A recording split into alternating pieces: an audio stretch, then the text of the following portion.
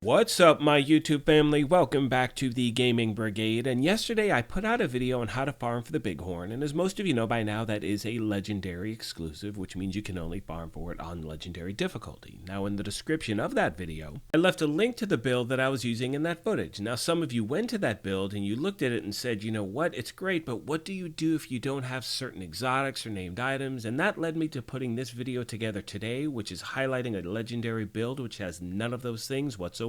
Now, if you happen to be new here, feel free to hit that subscribe or join button and make sure you turn on those notifications. If you enjoyed this, you could hit the like button as well. And remember, we are currently having a giveaway for a PlayStation 5. To enter, all you need to do is subscribe here or follow on Twitter, and the winner will be announced on October 2nd of this year. We are going to jump right into the build breakdown. However, I want to mention two things really quick. First of all, always remember that these builds are just a template. This is one of so many different ways you can run with the skill build. The most important thing is to take your time and really make a build your own. And secondly, this is far from being the best skill build you can put together. It's not even close. I mean, there are pieces that aren't optimized. They're not even close to what I'm looking for. But that's the entire point of this build, is to show new and returning players that even if you're missing out on certain exotics or certain pieces of named gear, you can still put something together with what you have to get the job done. Starting off with the specialization, I'm using technician, so we get that extra skill tier from having this equipped. Now what that means is you can then have only 5 core attributes be skill attributes, and your 6th one can be weapon damage or,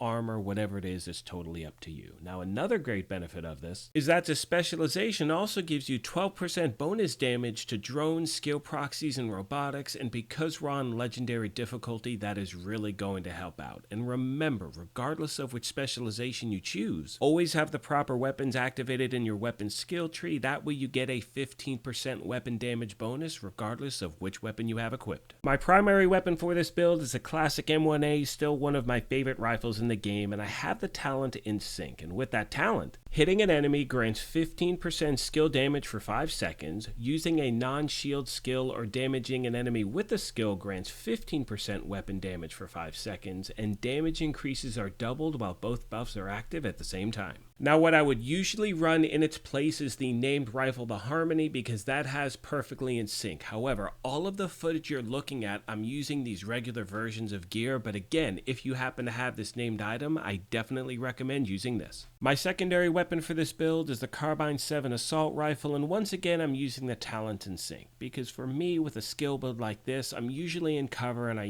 jump in and out of cover just to fire off a shot to make sure I always have that talent going. However, if you do have the capacitor, I definitely recommend using that as your secondary weapon, if not your primary weapon, because not only do you have the talent capacitance, but you also gain a 7.5% weapon damage bonus for every skill tier that you have. So right out of the gate on a build that has 6 skill tiers, you're getting a 45% weapon damage bonus. My sidearm for the build is the D50, once again within sync on there in case, sometimes you get thrown into a group, there are crazy directives going on, so I like having that talent on all of my weapons. Now as far as the gear goes, you can see I'm running 1 Wyvern, 3 Empress International, and 2 Hannah U. Now starting off with the mask, it's a 1 piece of Wyvern, so we get that 10% skill damage bonus. Now earlier in the video, I talked about the fact that some of these pieces weren't really optimized the way I wanted, and this is a great example of what I was referring to. Now you can see here, I've chosen to re-roll the core attribute to armor so I could have a little more survivability. However, when it comes to my minor attributes, if you look at that middle one, I have no need for headshot damage with this build. I would much rather that have been skill damage, but again, in this game, you get what you get. I've been trying to find a different role, but even if the role is not perfect, you can still use it for a good build. Moving on to the body armor, it is the first of 3 pieces of the Empress International gear set. We're using all 3 so we get that 10% skill health, skill damage, and skill efficiency bonus, which really does help out. Now once again, I wish that explosive resistance was something else, but it isn't, and as far as my talent goes, I'm using kinetic momentum because it suits my game style. However, I know a lot of players that use glass cannon. You can also use the new named body armor, the Closer, which is going to give you a weapon and skill damage bonus to pulsed enemies, so again, you do have a lot of options here. Next, we have the holster, which is the second piece of the Empress International gear set, and pretty much on all these pieces, I'm trying to stack skill damage, skill haste, or skill duration. Now, another great option here is the waveform holster. If you have that, I strongly recommend using that for this build. Moving on to the knee pads, it's the third and final piece of the Empress International gear set. Now, the gloves are our first piece of Hana Yu, which is going to give us a 10% skill haste bonus, and then our backpack is the second piece of Hana Yu, which gives us an extra 10% skill damage. Now, once again, with this bag, or two things actually. First of all, I just jumped into Countdown to pick up a version of this because I only use the Force Multiplier, which is the named version of this bag. Now, for the regular version, I'm using Combined Arms, where shooting an enemy increases skill damage by 25% for 3 seconds. However, with the Force Multiplier, shooting an enemy gives you an extra 30% skill damage for 3 seconds, and you are always shooting enemies with this build. So again, if you have the Force Multiplier, that's exactly what I recommend using. However, once again, in the footage, I'm just using the regular version. For the skills that I'm using, I have the Assault Drone and the Assault Turret equipped. They are my favorite ones to use with a build like this. They put out a ton of damage. Now, I know other people who like to use, let's say, the Mortar Turret. Now, that would mean you would need to change your specialization, but again, it goes back to what I was saying before. Take your time and make a build your own. Now, one recommendation I'd like to pass along to players who are just jumping into legendary content is start off in the Summit. And the reason I say that is because legendary content happens to be easier there because of the layout. Is close quarters. You can really get a feel for how the enemies are going to react, and more importantly, how long it's going to take for you to take out an NPC, because that comes into play as well. Now, another thing I recommend is make sure, and I say this in all of my build videos, have multiple versions of the same build. Try one in a group, try one solo, see what works best. Hopefully you can get a hybrid together and have one that can be used for both.